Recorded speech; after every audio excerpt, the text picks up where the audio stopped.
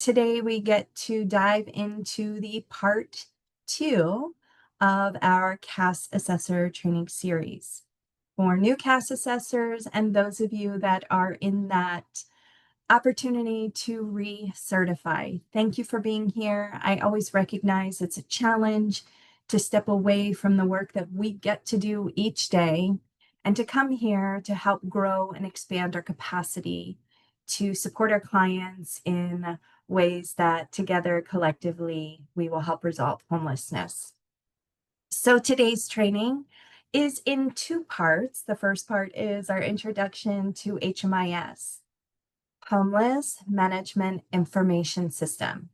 Myself and our trainers will do our absolute best to remind you of all the acronyms that we get to use. And if you're new to this work, I promise it'll sink in. We're just going to keep using it again and again and explaining it again and again. So thank you for that. The second part of our training will be an introduction to the Individualized Support Plan, which we call the ISP. You'll hear CAS used frequently. It's the Coordinated Access System. And of course, we interchange that with Coordinated Entry, CE. So there's the basic acronyms to begin with today. Before we get into the content and the material, I do want to remind you that we will be using our chat feature, our emojis. You're welcome to test it out now if you'd like. And we will be using the Q&A feature exclusively for your questions.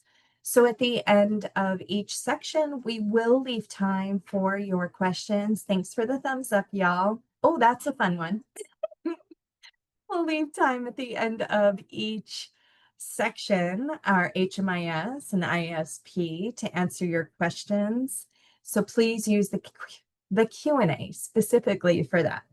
Additionally, as a reminder, this is being recorded. It is closed captioned, and if you go down at the base of your screen on your Zoom screen where all the buttons are, you can see the CC, and you can actually change it to varying languages as well, if that's something that you want to play with. So you will get a thank you email from us for being in this webinar together. In that thank you email, we'll have a link to today's slides as well as the recording. Our next training, our part 3 of the CAS Assessor training series, will be on August 26th. So next week we're taking a break on the Tuesday for the CAS training. And that link is exactly where you found the link for this training on our webpage at the trainings tab. I will remind you one final time, you're going to see these little yellow bookmarks, these little yellow flags on the slides. Those are the slides to pay attention to exclusively for the quiz, which happens at the completion of the CAS Assessor training series.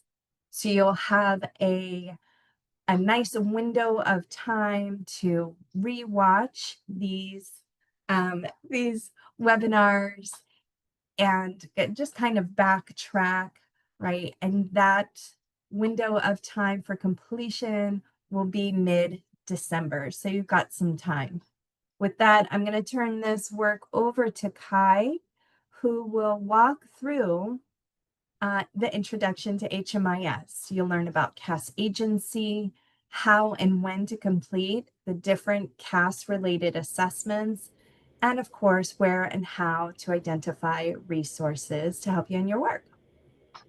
With that, Kai, I'm going to go on mute, and I'll be here in the background supporting y'all.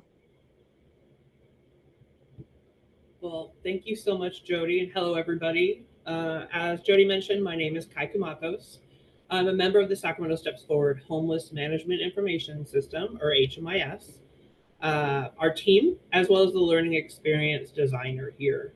I've been working in our HMIS for over 7 years, first as a direct service provider to homeless veterans, and now as a system administrator. So before we start, I'd like to get a feeling for who's in the room today. So please use the chat to let us know if you're an active HMIS end user or if you've not yet been granted access to our homeless management information system. As you do that, I'd like to also remind you, as Jody just mentioned, but we will be mentioning it multiple times, we have a Q&A function on the bottom of the screen. It's a fantastic function. We will be collecting all of your questions there. And then at the end of the part of my training, we will either answer your questions live or I will take time to respond to you directly. So please make sure you utilize that. Please don't put any questions in the chat because they'll just get lost. There's a lot of you and a lot of people chatting, so they'll just zoom right past us. Okay, next slide.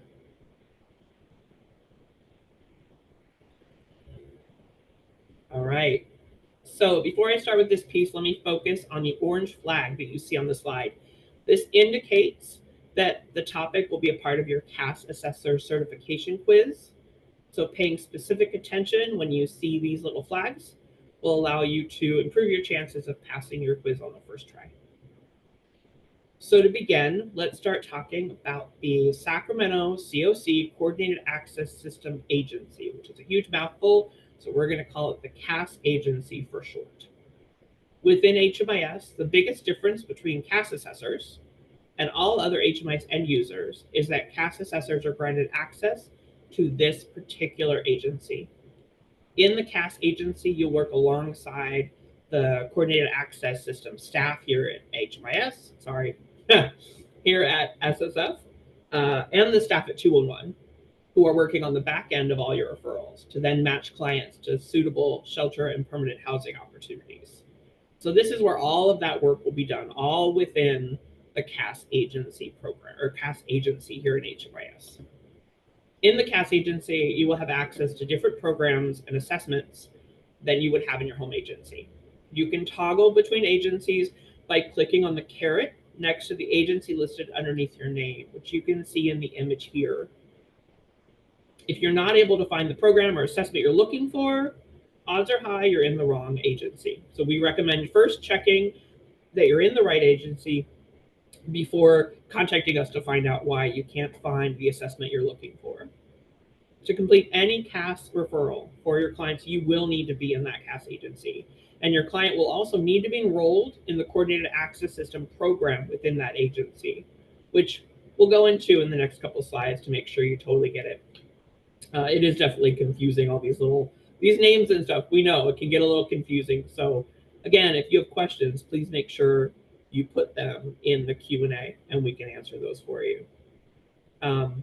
It is within that CAS agency program enrollment where you will complete all CAS related assessments like the crisis assessment, the housing conversation tool, and then log all CE events to document your client's journey towards their long-term housing goals. So next slide. Okay, so let's talk about the client record for a minute. One of the main things we look at when we're reviewing a client's record is the history of their program enrollment. This here is a timeline showing an example of a client record at HMIS. As you can see, the client was enrolled in 4 different programs over like a year and a half. Some of these program enrollments overlap with others, some do not. In each of these programs, direct service staff like yourselves provided services to the client to help them find long-term permanent housing. However, without going into every single enrollment, we're not really going to get an easy time understanding the story of the client's experience of homelessness and the services they were provided. So let's see now how that changes as we enroll this client in the Coordinated Access System program in the CAS agency. Next slide, please. All right, so here you can see the client record is slightly different. When they were enrolled in their initial program, the Rapid Rehousing Program enrollment, they were also enrolled in the CAS Agency program. This centralized enrollment for all of their assessments and CE events related to the client provides us with a much more accurate understanding of the client's experiences through this process. With this centralized enrollment, we are able to better understand and illustrate the barriers that our clients are facing and the impact of limited housing options, as well as the progress the client is experiencing in your different programs along the way. As we submit our mandated federal reporting, this data also provides HUD and other funding agencies with a more accurate understanding of the homeless crisis that Sacramento is facing and the work that we're all doing to ease the suffering of our homeless population. So becoming a CAS assessor means that you will be the one entering information into this CAS agency program, either confirming that your client is enrolled first or making sure you enroll your client, and then completing all of the CAS-related assessments within this one enrollment. The SSF Coordinated Access System team will work within the program as well, matching your client to any shelters or housing opportunities that are available. Everything related to CAS happens in this agency. As you can imagine, CAS assessors are an integral part of the CAS process. Without you, there is no coordinated access system. So we want you to know that we really do appreciate all of your hard work and the time you're taking to become CAS assessors and the work you'll be doing as CAS assessors. All right, next slide, please. So this section is designed to briefly introduce you to the four main CAS assessments and the CE events. You're going to likely have a lot of questions about this material. Please remember that Q&A feature. And then we have extensive job aids that give you step-by-step directions for each assessment. I know that this is not a long enough time to really dig into these, and so you will likely have a lot of questions, and that's okay. But we'll walk through them and introduce you to them, and then you can slowly get used to how these assessments work. Next slide, please. So in this section, we will be briefly discussing these four assessments: the current living situation, the current living situation, the crisis assessment, the housing conversation tool, and the individualized support plan. Next slide, please. So for CAS-related assessments, you can see all the assessments we're talking about today, as I've mentioned numerous times now, are available in the CAS Agency Program. The assessments with a green background up here are used to document changes in the client situation. In addition to the current living situation, we also have the status update and the annual assessments, which you should all be very familiar with. The blue section has all of the custom created assessments that we've made for the CAS process. While the individualized support plan is not unique to CAS, that is available in other program enrollments, the rest of these are only available here. And to state it one more time and slightly differently, you will only be able to do these assessments when you are in this program and if you're a CAS assessor. If you're not a CAS assessor, if your colleagues are not CAS assessors, they will not have access and will not be able to complete these assessments. All right, well, let's jump into them. Next slide, please. Let's start with the current living situation assessment. The CLS is what we call it. It's a simple but important assessment, excuse me, that allows us to track the physical location of clients. The CLS always includes the date of contact, the client's current living situation, which is populated with that common list of options you've seen, including place not meant for human habitation, and then also their location details. We've created a comprehensive step-by-step job aid to assist you in completing the CLS, which you can find on our HMIS job aids webpage. As you move through the questions on the CLS, clarifying questions may pop up. For example, if you say the client's current living situation is hospital or other residential non-psychiatric mental facility, you're going to be asked, is the client going to have to leave the current situation in 14 days? So as you answer questions, others will pop up. Please make sure you provide as much detail as possible and make the CLS as accurate as it can be. Because you're filling the CLS out in a coordinated access system enrollment, there will be one extra question that you may not have seen before, which is the living situation verified by question. What this is to make sure that we know who exactly is completing this CLS, because you and all the other CAS assessors from all of the organizations in Sacramento County will be entering information into this enrollment. So that question breaks down a little awkwardly. The job aid gives you directions, but it will basically ask you to identify the program enrollment the client is in outside of the CAS agency, So the program enrollment you are working, so that we know who did the CLS and what other program enrollment it's connected to. Again, the job aid will make that a lot more clear. As you can see on the slide, the CLS assessment should be completed very, very often. You need to do it when the client is first enrolled in a program, after any of the CAS assessments are completed, after you've updated any CAS assessments, after logging any CE events, and after the client's location changes at all, even a small move, like moving down a few blocks from where they were sleeping previously. We also want to see the CLS completed if a previous one is over 30 days old. Remember, this assessment helps us track exactly where the client is physically located. So keeping this information up to date is essential for being able to provide services and find the client if shelter or housing opportunities arise. I want to note, because we've definitely gotten questions about this, if you're working in a shelter or a transitional housing program, you do not need to complete a new CLS every 30 days if the client has stayed enrolled in your program. Obviously, the enrollment covers their homeless chronicity and confirms that their physical location has not moved.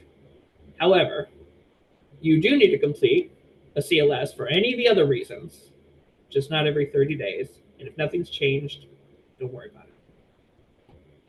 All right. Before we move to the next slide, I do want to give you a moment to add any questions into that Q&A about the CLS before I start telling you more things and you perhaps forget your question. So I'll take a second, go ahead and put anything in there you need to. And while you do that, I'm going to send you a little message there, which I hope, yep, that came up. There's a link there to our job page. Please feel free to check that out either now or later, and that way you can find the job aids a little bit quicker. Okay, next slide. So this is the CLS. Again, sorry, we're still on the CLS. I want to give you a little bit more details. So when you complete it, there is a button that says add location. This is a required field of the assessment. When you click this button, it will open the same location screen you see when you're using the global taskbar, the location tab, right?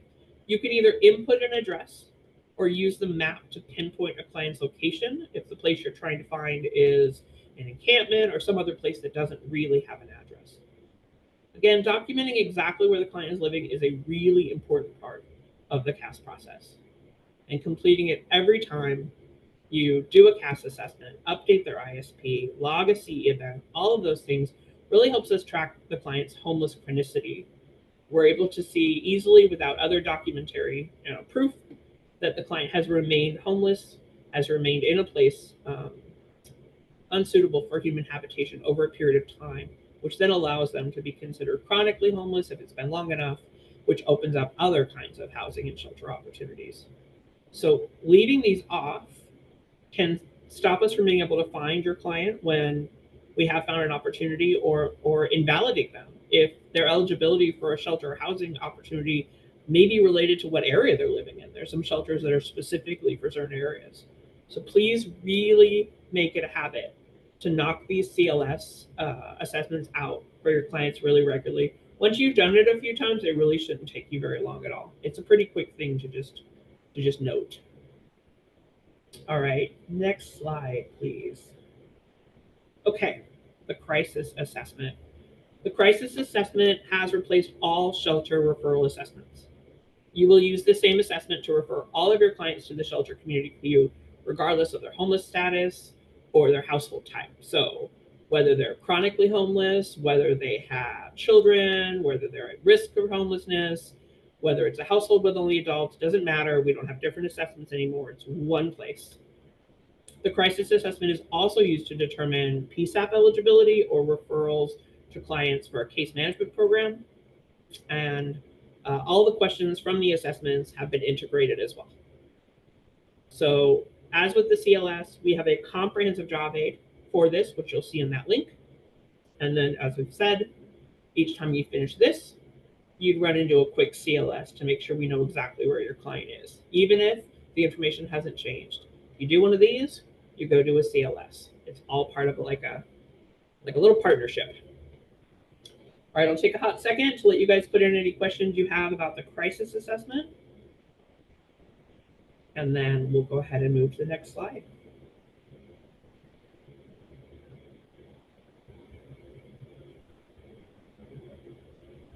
Okay. So the Housing Conversation Tool, also known as the HCT. The Housing Conversation Tool was carefully and meticulously designed as a replacement for the VI-SPDAT and all other housing assessment tools, which includes the Foster Youth to Independence, FYI tool, and the LEAP assessments. You will use this assessment to refer your clients for housing. Similar to the crisis assessment, the HCT was designed so you can use it regardless of your client's homelessness status or household type. So that means homeless, chronically homeless, at risk for homelessness, families with children, individuals, households with only adults, it doesn't matter. All together, everybody, this one assessment.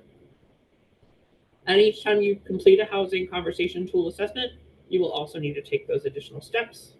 You will need to either create or update the client's individualized support plan, which we will cover in a minute. You need to log the appropriate coordinated entry event, which we'll definitely cover in a minute because that's brand new. And you will complete a CLS. So any questions about the housing conversation tool, you just throw in that Q&A.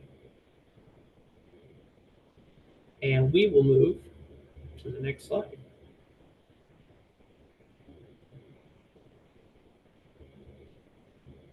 Okay, so we just mentioned the individualized support plan, and I'm going to cover it very briefly here. Giselle will be talking about it in much more depth in the second half of this training. The individualized support plan, or ISP, is a template for creating a detailed plan with your client that has clear, achievable, and measurable goals.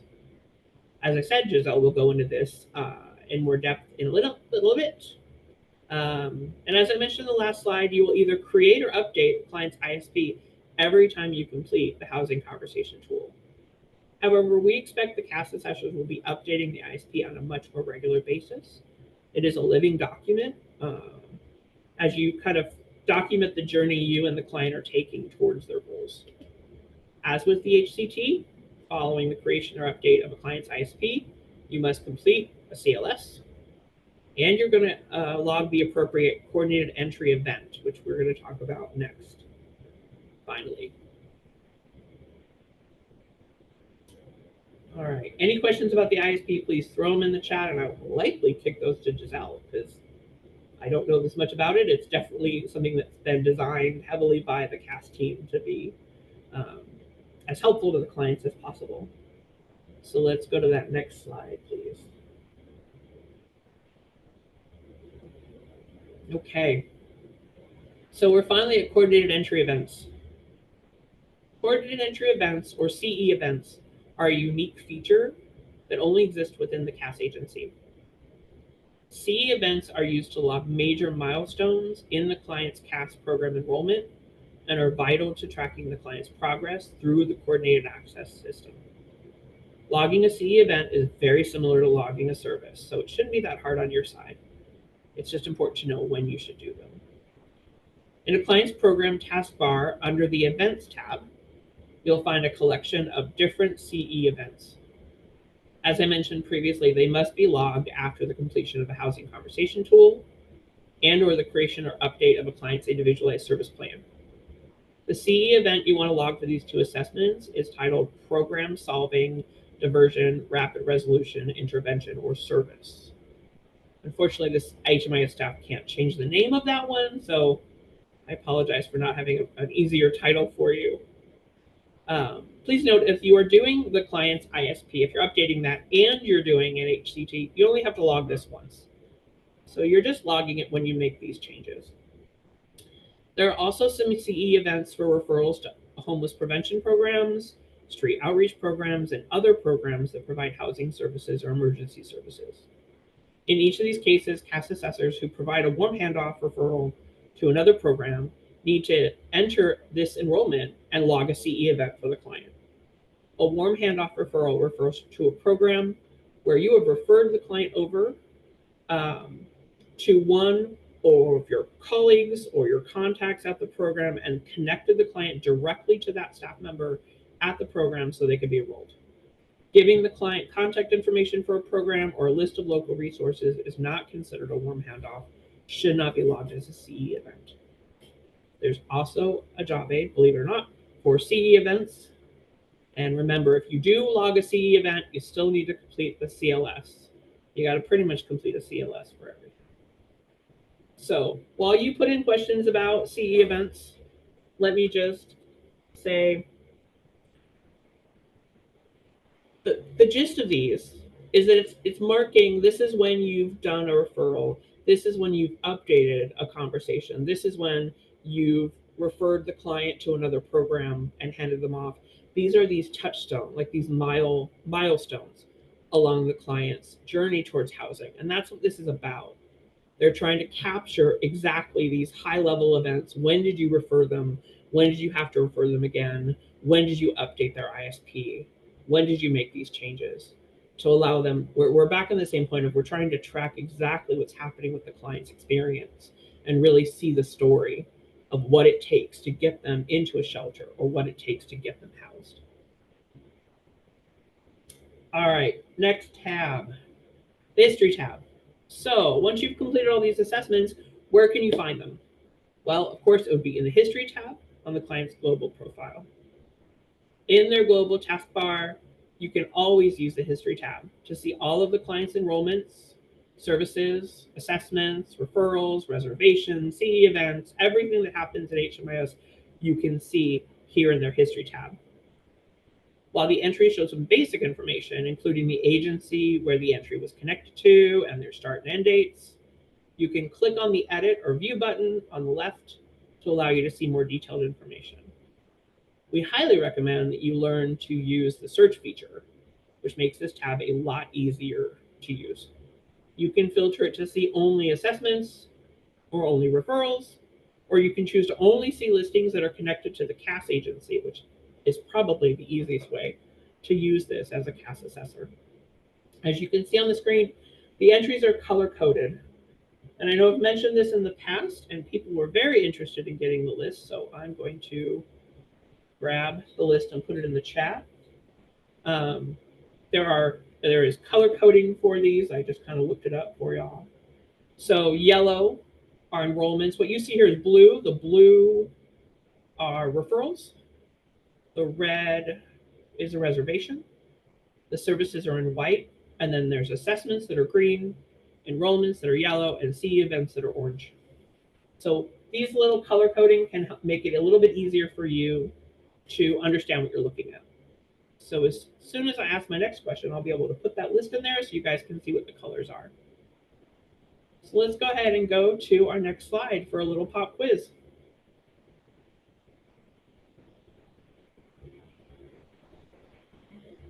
Okay, so we have a couple questions for you first, and after we answer all the questions, I'll put that in front of the chat so you don't lose it. First, is it okay to skip completing the location when entering the details for the current living situation assessment? True or false? Go ahead and throw your answers. Seeing a lot of false. Good job, guys. Thank you for paying attention. It is really important you don't miss that. You got to make sure you put in those locations. Awesome. I just see a whole cavalcade of false. That's excellent. Okay, next question. You are responsible for asking questions exactly as they are written on the assessments. True or false? Good job, everybody. I see a lot of trues. Perfect. Perfect. So yes, we want you to read them exactly as they're written. We've taken a lot of time working with people with lived experience, working with people in the community, going carefully over all the language to make sure we're capturing the data we want in a trauma-informed way. So please make sure you read the questions exactly as they're written. That doesn't mean you don't also have the opportunity to kind of go slow with your client and make sure they understand. So read them as it's written, but you can also take time to really support your client to make sure they're answering the question in a way where we're going to get the best information as possible. As always, accurate information, accurate data in this system is really what we're focused on. Number 3, an HMIS user can see all of the client's enrollments, assessments, and service history by visiting the assessment tab in the global taskbar. True or false? I mostly see falses, which is good. It's a little bit of a trick question. You can see it in the history tab. You're going to see client enrollments, assessments, and service history in the history tab. The assessment tab will only show you assessments. So you guys have done a great job. This is great. All right. So I'm going to put in those colors because, as I mentioned, we had a lot of questions for those the last time I mentioned these. And while we're doing that, we will talk a little bit about support and training resources. So let's go ahead and go to our next slide. Okay. So as I've mentioned, I know I'm just beating this dead horse, but there are job aids. We work really hard on creating these for you, and we really hope they're helpful. So they are short PDFs with step-by-step directions designed to provide self-directed training and resources for improved data quality. Our goal is to give you what you need to help yourself. We would love to be available all the time for you, but we know that you guys are busy and are on your schedule, as are we. And so we want to make sure you have what you need, even if you can't get someone on the line or someone to respond quickly to an email. So we've designed several job aids specifically for the CAS Assessor training, which will all live on our website. We have them all listed here. These are all related specifically to the CAS access system. So please check those out in the link I shared previously. Let's see, next slide. Additionally, you have the CAS Assessor Best Practice Guide, which was created by our CAS team. It is a comprehensive manual and best practice guide for all CAS assessors using the housing conversation tool. This covers information in much more detail than the training can provide, and it's intended to be a resource, especially for new staff, and includes a nice service decision matrix and post-assessment examples for you. So this was a lot of work that the CAS team put into this. It's a great document, and we highly recommend that you check it out. Next slide, please. All right. So which team can help me best? We know there's a lot of times where you need assistance, and we are all very happy to help you. But SSF has several different teams who collaborate to support CAS assessors, and identifying which team to best assist you will minimize the time it takes to get you the information. So to keep things straight, just remember the CAS team facilitates the CAS process, and the HMIS team provides technical support for utilizing HMIS. So let's go over some questions that may come up for an example. So if you're wondering how and when your client will get a referral, or why your client received the score they did, you're going to ask those questions to the CAS staff, because directing those questions to HMIS will only delay your help because we don't know that information. That's all going to come from CAS. Whereas asking how you enroll a client in a CAS program or where you go to log a CE event is going to be related to the administration and functionality of our system. Directing these questions to CAS can delay the help you need, as they don't have access to the system to make changes, and they may not necessarily know exactly where to go to find the tools you're looking for. So identifying which team needs to answer your questions is going to be a great way to improve the efficiency of our ability to support you and make sure that we're accurately giving you the information you need. So next slide. So how can you get in touch with us? CAS has emails and an open office hour for you. The CAS housing team has a housing referral open office hours on Monday from 2:30 to 3:30 p.m. You can also email them directly at referrals@sacstepsforward.org.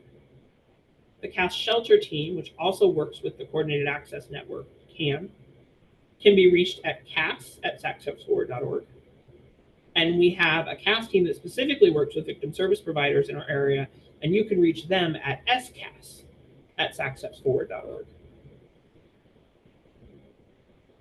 If we go to the next slide, you'll find out how to reach us. So for any technical support in using HMIS, you can visit our HMIS open office hours every Wednesday from 12 p.m. to 2 p.m.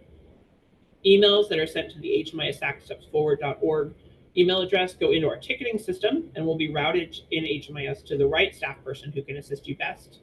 And then we also have a newsletter feedback email address. So if you're interested in getting access to our newsletter, please reach out and we will get you set up. So next slide. We've now come to the exciting Q&A time where we can answer all your questions. So as you put in any additional questions you have, I'm going to finish that little message to y'all about the color coding. Bye. Thank you so much. I do want to let folks know we will have a break in just about 2 minutes. So we have time, Kai, to wrap up answers at the end of the training as well. We have time at the end. Gotcha. Okay. Well, I'm putting this down now. Wonderful. And let's see what the Q&A looks like. Thank you so much. Yeah. Okay. So I see one that says, do we complete the CLS in both the CAS and our program? So the answer to that is no. You would complete the current living situation under the CAS assessment. As you know, you can go into the history tab and you can see all of the assessments that have been completed. So if someone's not a CAS assessor, they'll still be able to see that a CLS was done. So yeah, you want to just do the CLS under the CAS agency. Let's see.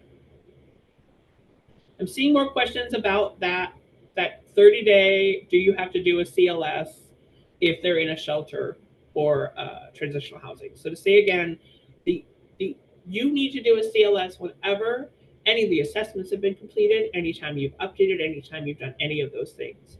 In addition to that, we ask that a CLS is done every 30 days if nothing else has changed. That is the one exception you have.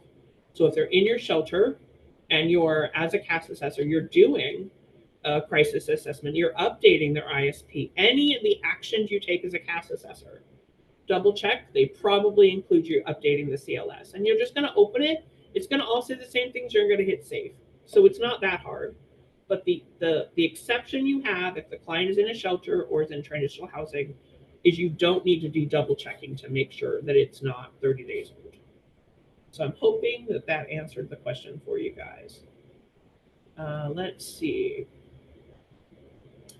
Where is the CE completed? So when you're in the program enrollment, there's an option for services, like y'all know, and there's an option for events. Events is going to be where you go. So it will be right next to the service option. It's a tab called events, and that's where those are all listed. And you can see that on the slide where we talked about CE events, which I know you'll all get this PDF. So you will have that available. And if we hit our time now, Jody, for our break. And thank you, Jody.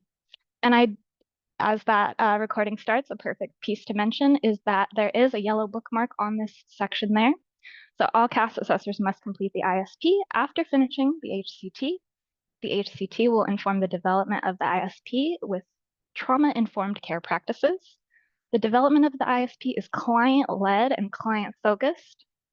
The ISP is not static and can be updated as your client's goals and priorities change.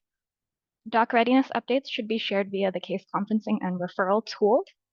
And I just want to highlight that these goals are done in a SMART goal format. And what that means is specific, measurable, achievable, relevant, and time-bound, which I'm sure most case managers are already familiar with SMART goals. So just kind of think of the ISP as a way of documenting those SMART goals. Next slide, please. So why do we have to do this? A purpose of the ISP. So the ISP helps support the HCT, providing supplemental information for continuation of care. The ISP supports resolving homelessness by assisting in assembling collaboration of care across providers and support teams. Really want to emphasize that one. Tracking and ensuring progress towards a client's housing goals ensures a record of goals and client desires, even when there's a difficult program exit. Because we all know it's not always the easiest thing when a program exit happens. Not always are we able to get a client's information in a warm handoff to the next service provider. We might not even know if there is a next service provider. So making sure that we have that information stored in a management system that is accessible across all homeless providers in Sacramento ensures that we can kind of pick back up on those clients' goals without any re-traumatization of repeating and regurgitating that information that they already gave to their previous case manager. And when to utilize that ISP, the ISP should be utilized during case management as well as when facilitating warm handoffs. And touching again on those warm handoffs, that is a really pivotal part of trauma-informed care.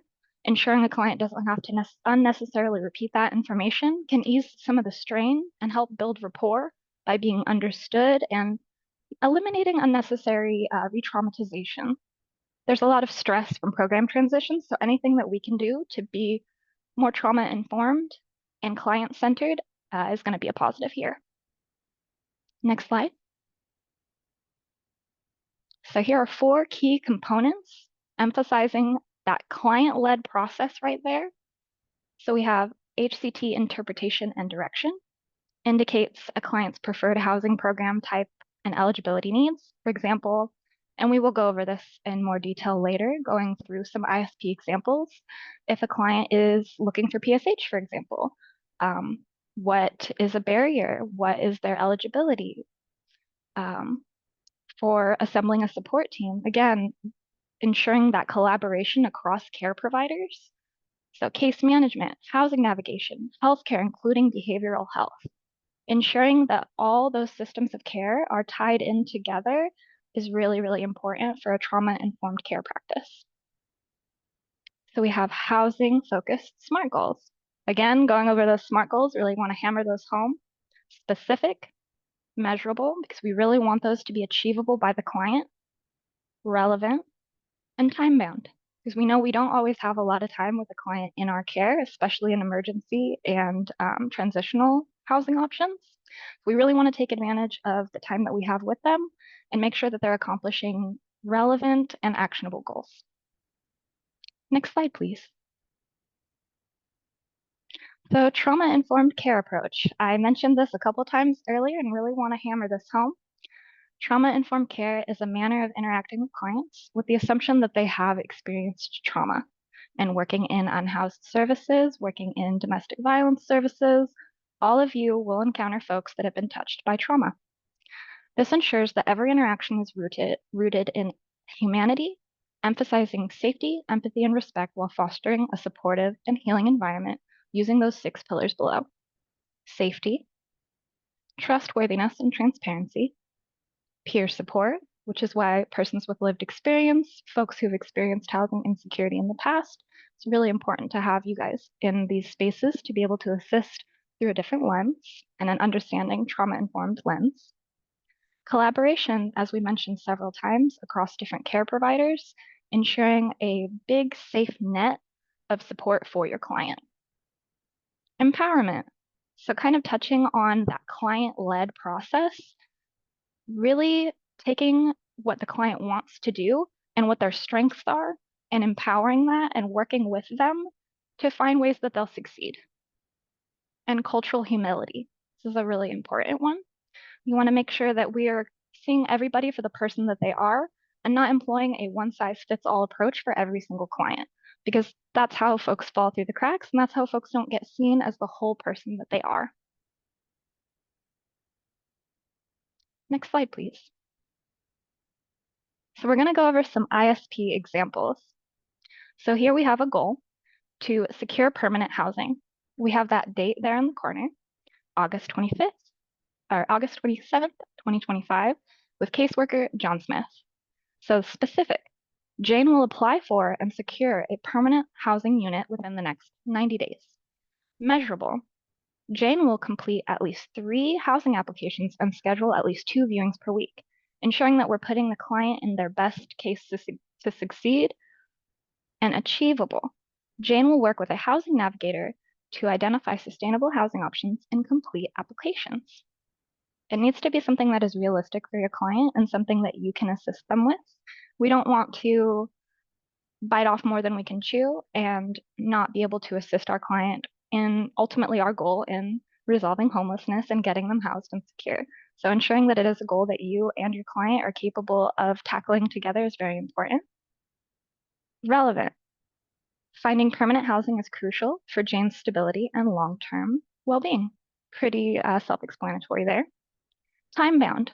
Jane will achieve this goal within 90 days, which we mentioned in that specific section up there. And I believe there's a transition on here. We have action steps. So week 1 and 2, Jane will meet with the housing navigator to review available options and prepare application documents. Week 3 to 4, submit applications for identified housing units. Week 5 to 6, attend housing viewings and follow up on applications. Week 7, 8, review and respond to housing offers. And weeks 9 through 12, finalize lease agreement and move into permanent housing. So breaking those down too into smaller, easier to manage chunks is a lot more motivating too for your client, because achieving housing as just a big goal by itself can seem so overwhelming. But when we break it down into achievable, actionable items, it makes it a lot more reasonable of a task. Next slide, please. So we have Jane Doe's second goal, which is to address their healthcare needs. So specific here, Jane will establish a regular healthcare plan and address any immediate medical needs. Measurable, Jane will schedule and attend at least one healthcare appointment per month. Achievable, Jane will connect with the healthcare plan team to access necessary services. And it is relevant because addressing health needs is vital for Jane's overall stability and ability to maintain housing. So again, still ties into that housing goal as that first one. And time-bound, Jane will have a healthcare plan in place within 60 days. So again, we want to make sure that we have a time frame on that because it makes it a lot easier to tackle that. And we're going to look at those action steps there. Week 1 to 2, meet with that healthcare plan team to evaluate health needs and create a care plan. Week 3 to 4, schedule necessary medical appointments. Weeks 5 to 8, attend scheduled appointments and follow up with care providers as needed. Week 9 to 12, review and adjust healthcare plan based on feedback from providers.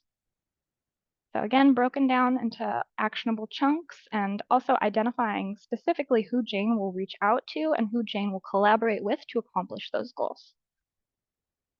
Please note the ISP examples for goal 2 and 3 are optional examples to support skill development. The main focus of the ISP is still to achieve permanent housing. As I mentioned above, that ability to maintain health and stay healthy is very pivotal for Jane to be able to maintain her stability and her security. Next slide, please. So improve financial stability is Jane's third goal.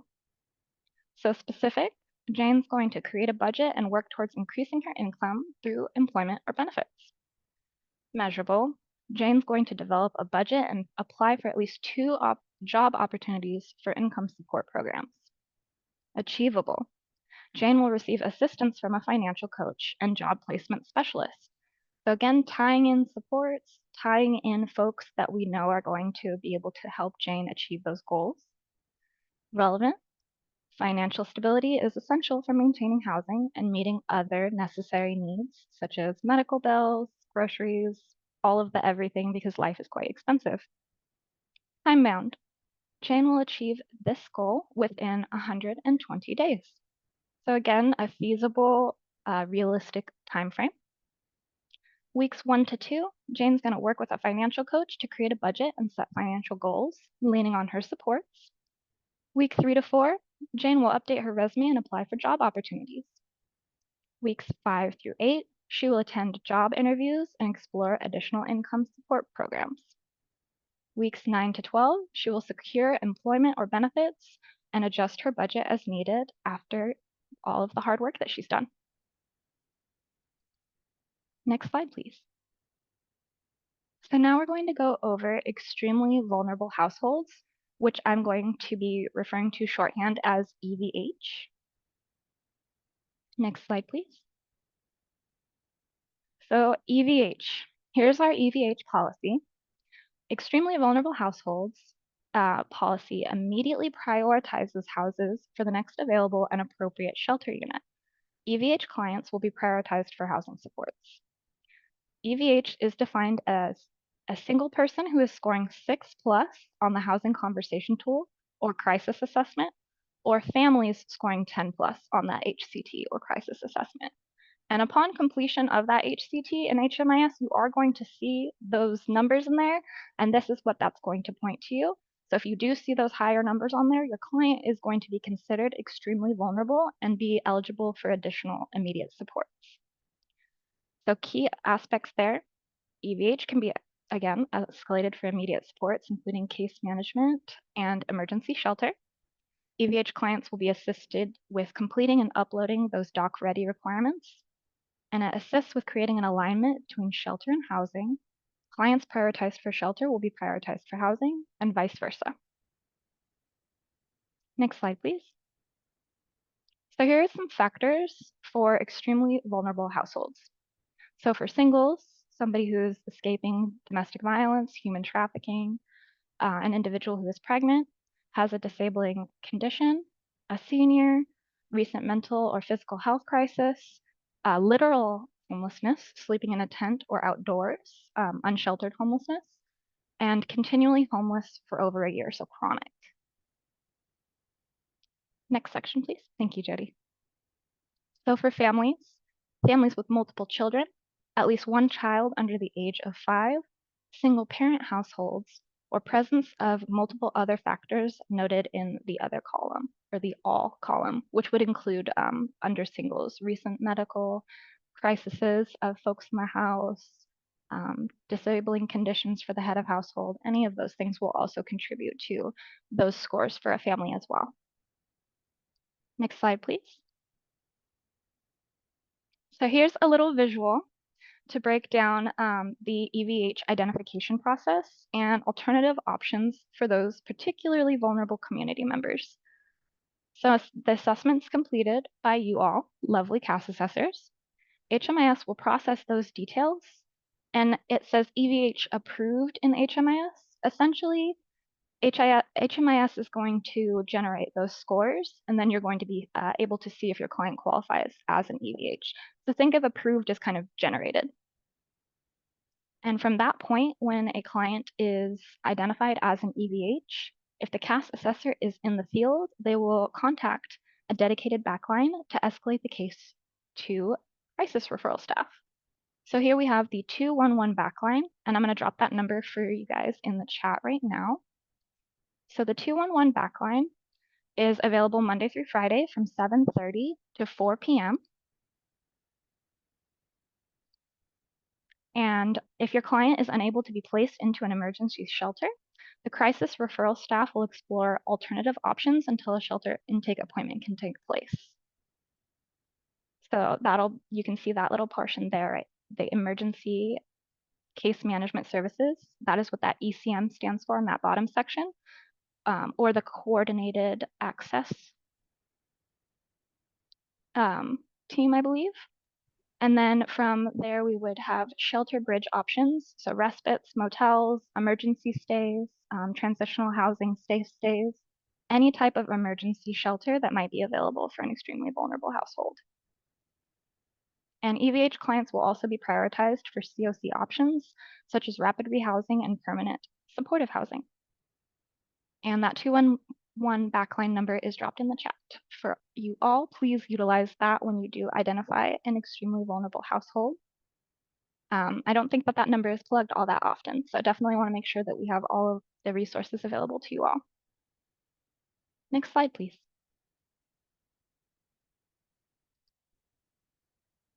So Q&A. I'm going to go ahead and open up the Q&A that we already have accumulated, and feel free to send some in the chat now, or not the chat, but the Q&A, so I can either answer live or I can answer via text any of your burning questions. Oh, my bad. I totally dropped that to host and panelists. There we go. Hopefully that's visible to everybody now. That's that 211 backline number.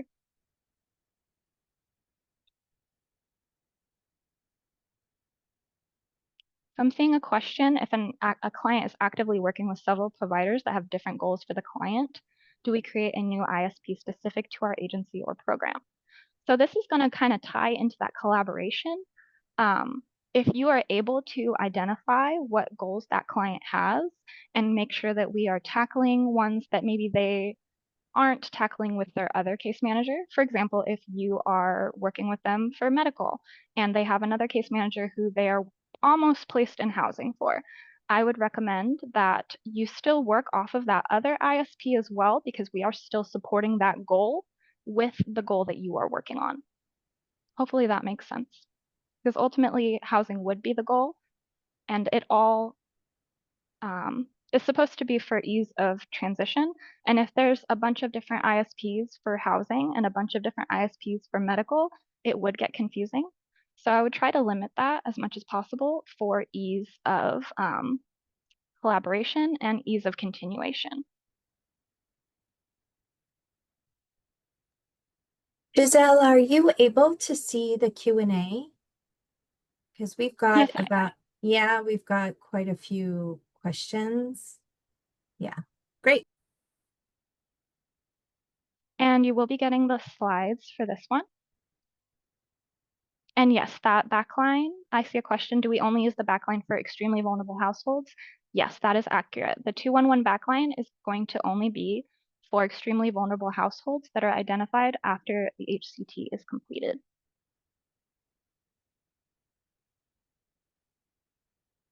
And then I see from Bill, do you want to see on the ISP the labels specific, measurable, actionable, or just in paragraph form? You don't need to specifically put that. Just keeping those in mind is very important. There should be, when you go in there, there will be a template that pops up for you. You do not need to add those specific acronyms, but just keeping in mind that that is the goal at the end of the day, for them to be specific, measurable, achievable, relevant, and time-bound.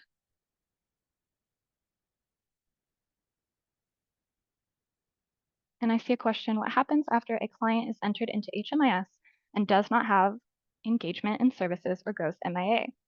How do we go creating an ISP when the client is not engaged after enrollment? So if a client is no longer engaged in CAS, they will be exited after 90 days. So if you're not able to get in contact with that client and you're not able to complete an ISP or a CLS for that length of time, then they would be exited. They can be re-enrolled if they do re-engage in services. That isn't something that's permanent. It would just be you going into HMIS and re-enrolling them. But unfortunately, if a client is inactive for a period of time, then that would kick them from CAS. Giselle, do you mind if I jump in really quick about that?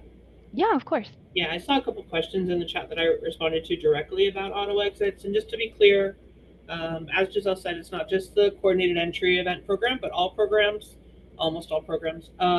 If you're not engaging HMIS, if you're not putting in services, if you're not doing assessments, if you're not documenting anything in the system, those clients will be automatically exited from your programs after 90 days. Many of your program funding require that you be working with your clients at least every 30 days. So we figured that 3 months is a long period of time. If you haven't seen your clients in 3 months, odds are really high that you should have exited them already because you're not serving them. So we want to make sure we're documenting everything correctly, including whether or not the clients are around to be served. We need to know if they're disappearing a lot. That helps us know more about housing options and how stable they are. So all of that information is important.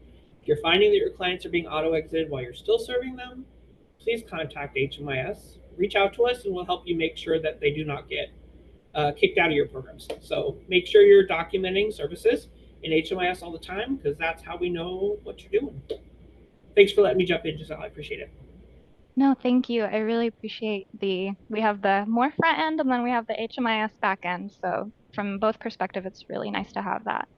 I see some more questions in the chat that I want to answer. The case management team from Veronica. The case management team was asking how to create an individualized support plan for clients that are extremely vulnerable with advanced untreated mental health/health concerns and are not close to being ready for housing upon employment. So in this particular case, I think that it would be appropriate to sort of in the ISP mention that that is a huge barrier, because the ISP is supposed to be a way to identify those barriers. So if the mental health and the physical health or whatever health situations are going on with this client is the biggest barrier, then I think it would be appropriate for healthcare concerns to be one of the top goals, because like we mentioned, health is a pivotal role in maintaining housing, maintaining stability. A lot of folks are unhoused due to medical bills and we definitely want to avoid that happening and re-traumatizing a client. So I think it would be appropriate for, like you mentioned, achieving employment, getting health concerns underway, and then having the housing option maybe be more time out, but still something that is being taken into consideration. And for example, with that, you could even put that within X amount of time of getting connected to a healthcare provider and X amount of time of maintaining employment, the client will begin to look for housing options. And that would be totally appropriate because at the end of the day, they're still on their housing journey, but it would not serve them to just jump straight to housing and avoid all of the other things that they need to get stable to maintain that housing. Because maintaining is really pivotal because we see a lot of folks re-enter homelessness because they weren't ready. So we want to make sure that we're getting folks ready. Hopefully that's helpful. And I see a question from an anonymous attendee. If a client has been in our program for longer than 4 months, none of their CLS. Oh, No worries. yeah. I was just typing the answer out, but this is a Oh, great go question. for it. Awesome, thank you. So the question is, they've been on our program for longer than 4 months, so they haven't had any of these, the CLS, the CAS enrollment, none of that has happened. Um, so do we backdate the information? And the answer is, so none of the things have happened, likely because you haven't had any CAS assessors, right? Only CAS assessors can do these. So once you are a CAS assessor or someone in your team is a CAS assessor, then they can go into the CAS agency, go into the program enrollment, enroll the client, do these assessments, and you want to date everything based on when you're actually able to do it. Accuracy is an incredibly important part of the data in HMIS. If we backdate things too much, if we forgot to do a thing and then we backdate a thing to cover ourselves, which, I've had a caseload of 40 people, I get it.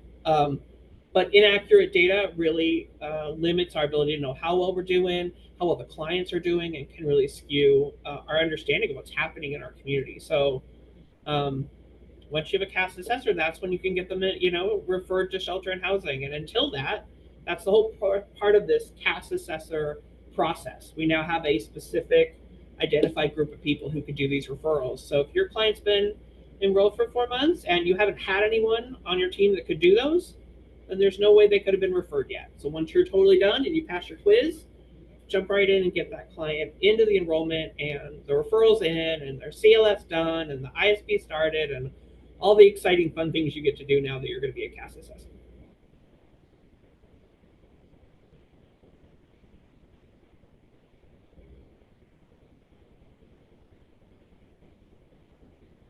So I'm not seeing any more open questions there. There may be something in the chat for you. I'm not sure. Let me see.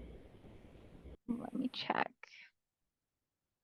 I'm seeing stuff on slides, which will be sent. Again, just want to reiterate that you will be getting all of this information sent to you, and the recording will be made available as well if you are a more auditory learner. There's a question here. Are we supposed to write notes in the CE events and the program notes together? Hi, do you want to tackle that one? Because Yeah, SCAS is a little bit different. Thank you. So here's a couple things you guys should know. Number one, entering program notes does not keep your client active in the system. Program notes are more for your program. So program notes are helpful, but try not to rely on those too much to make sure you're keeping your clients active, because unfortunately that won't. So I would suggest, if you're putting in notes, I would suggest you write the notes in the specific CE events. It's always kind of good to have the information connected directly to the event. Yeah, if you've got more detailed program notes, then you're welcome to put them in. If you're putting them in the program enrollment for CAS, just know all those notes will be able to be seen by any CAS assessor who's looking at that client. So in general, I would recommend that your default should not be program notes, just because it's probably going to be seen less by folks than the rest of the notes. But any note, we're happy to get anything in notes at all. So thank you for putting in notes at all. We love that.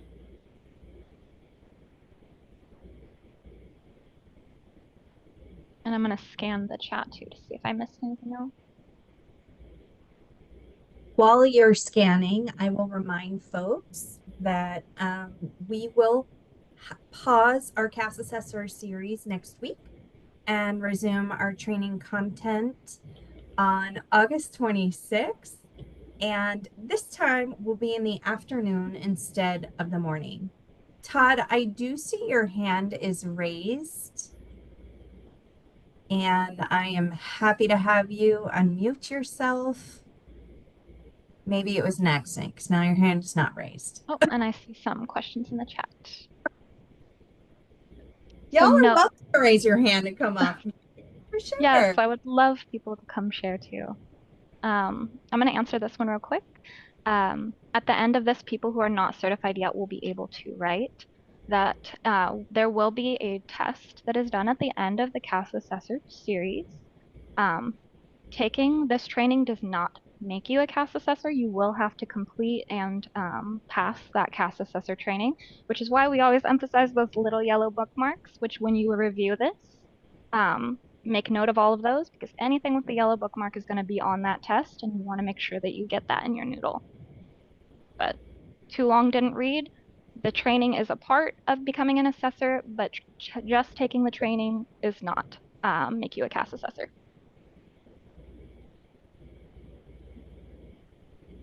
So no CAS notes for events.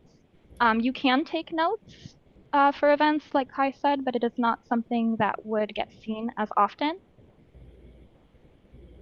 if that's what you're asking for that question. It is from Anonymous, so I can't call you by name.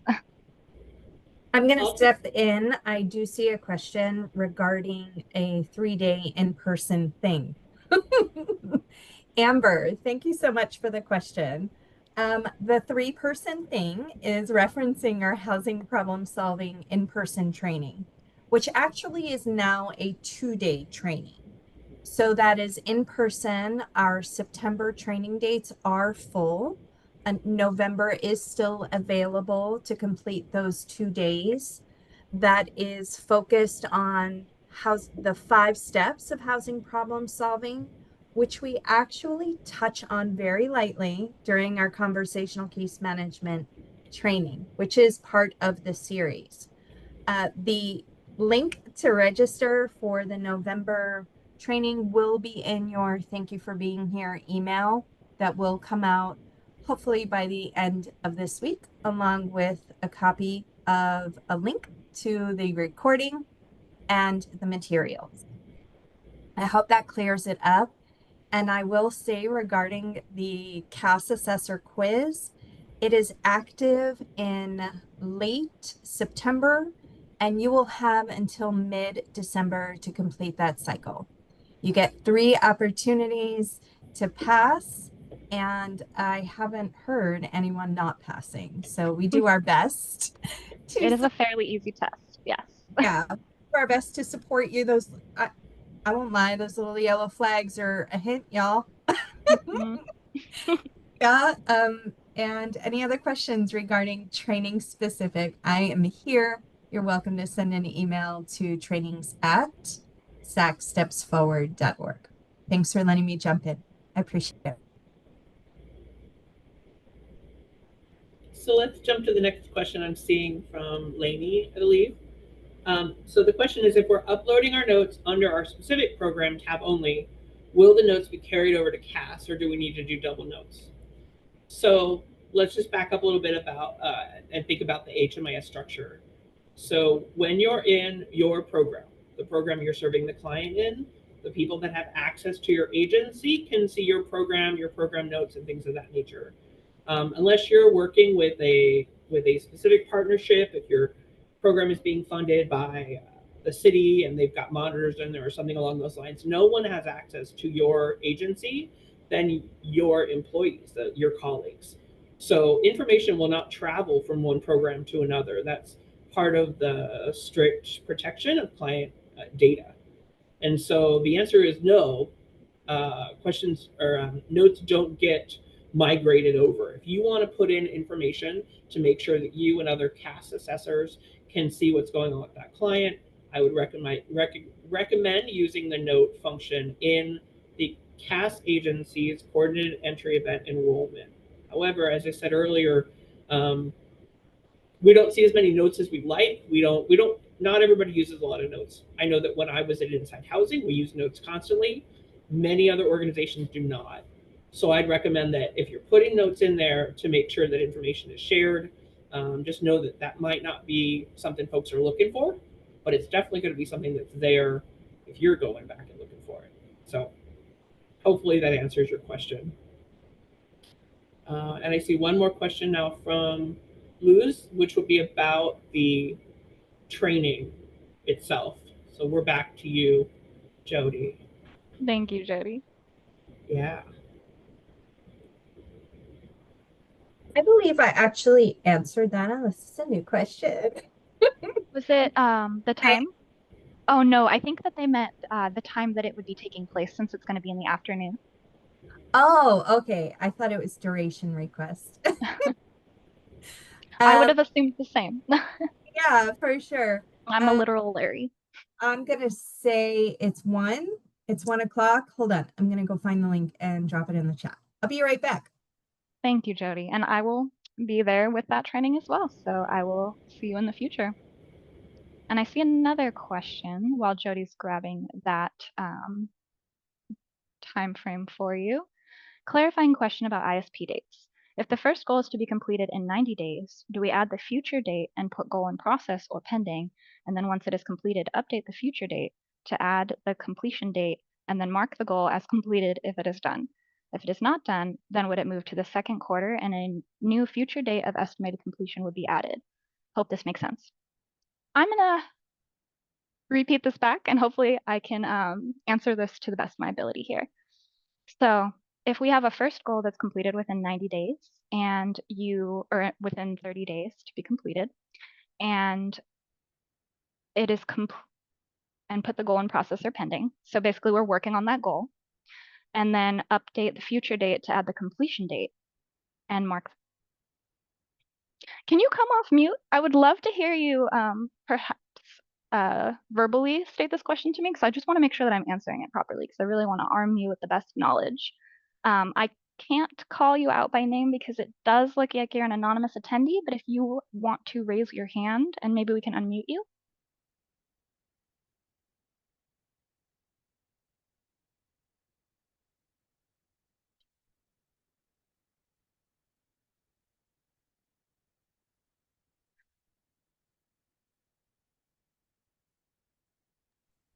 I'm getting there. Veronica, I see your hand up. Thank All you, right. Jody. Yeah, of course. All right, the floor is yours.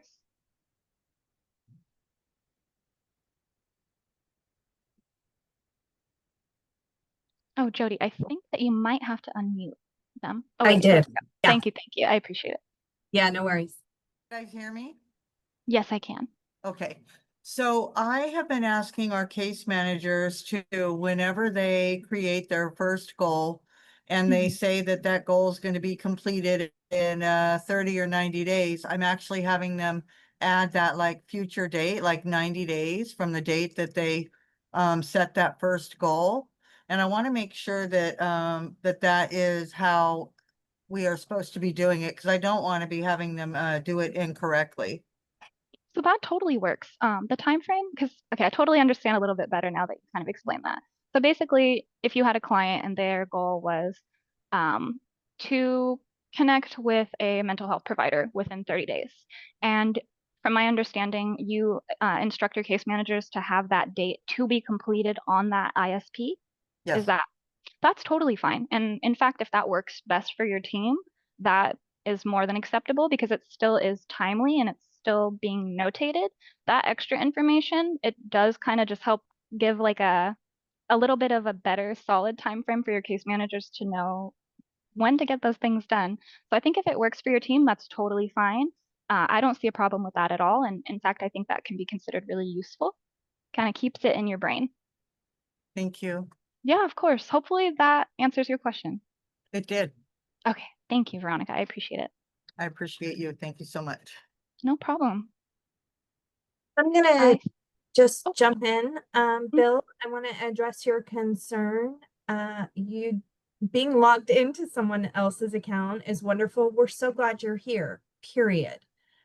We do at this moment, our tracking to ensure that the CAS assessor training has been completed is by your quiz, which is why we have recorded content, because we cannot keep track of who's watching a recorded YouTube, right? Like our previous training. So Bill, please show up in whatever way you need to.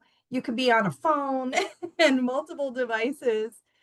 We just are very glad that you are here. And I hope that answers your question. Thank you for letting me step in. Of course. I see one last question from, Do you mind if I jump on that one? yeah, of course. Okay. Thank you. I think it's going to be a little bit more of a combined thing, but I do want to say, so the question is, what is the protocol to address clients with mental health conditions, which is a huge question, and is really not within the scope of this training at all. But what I can say is, first of all, what HMIS would tell you is that your program and your agency is responsible for figuring out how you're going to run your program. And a lot of that is dictated by your funders. So we want to recommend that you look at your funding, you look at the program you've developed, you look at how the program is designed, and then any direction you have on how to approach folks with mental health issues. The second suggestion I would make is to reach out to the CAS team, which is where I would include you, Giselle. I know that the CAS team has their own trainings, and it really has a lot of wonderful resources to provide you assistance. Also, our COC is huge, and we have a huge number of mental health professionals and programs that are specifically funded for mental health support for homeless folks. And so we have a ton of resources connected communally.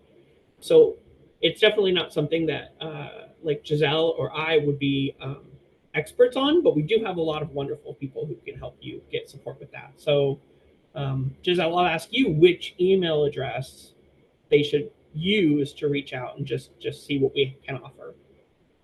So I would recommend either, I don't know if all of the referral specialists have access to the CAS email, but I am more than happy to provide my email if you would like to connect, and I can see what I can dig up for you if that works for you. And then if from there, I can refer you out to my colleagues or potentially get you a list of resources from there if that works for you.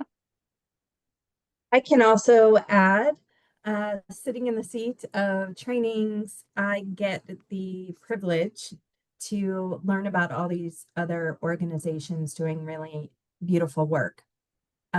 We highlight each month organizations doing this type of work and ways to engage clients at our Frontline Learning Collaborative, which happens monthly, right? On Thursdays. Giselle's like, yes, we love our FLC. We do for sure. And earlier this year, we delivered a couple of trainings that actually touched on how to support clients. And that was I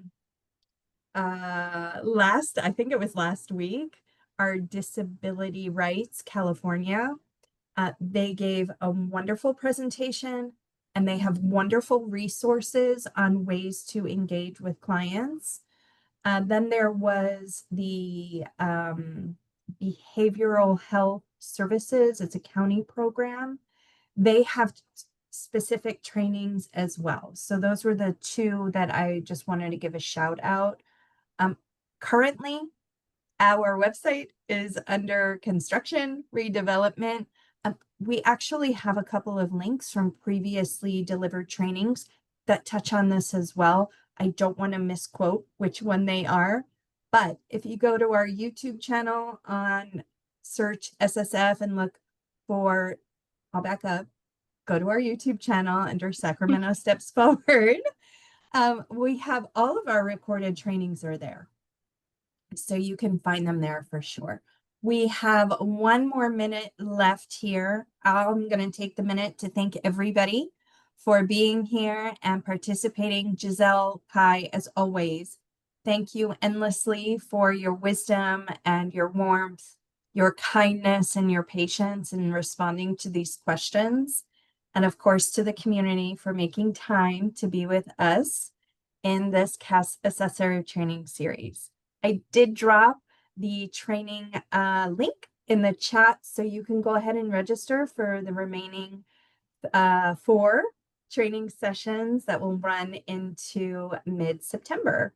And those of you that I continue to see on these, please complete those exit surveys on your way out. It really, truly does help us develop a more robust, in-depth, accessible training for the community and the collective. Yes, please do that. I go through those. Jody goes through Yeah. those. If there's something that you want to see more of or less of, put those in the comments because we want to be able to help you succeed and we want to be able to support your clients. So if you want to see something in a future training, let your voice be heard in that exit survey. Yeah. Thank you. Thank you, everybody. Have a beautiful day.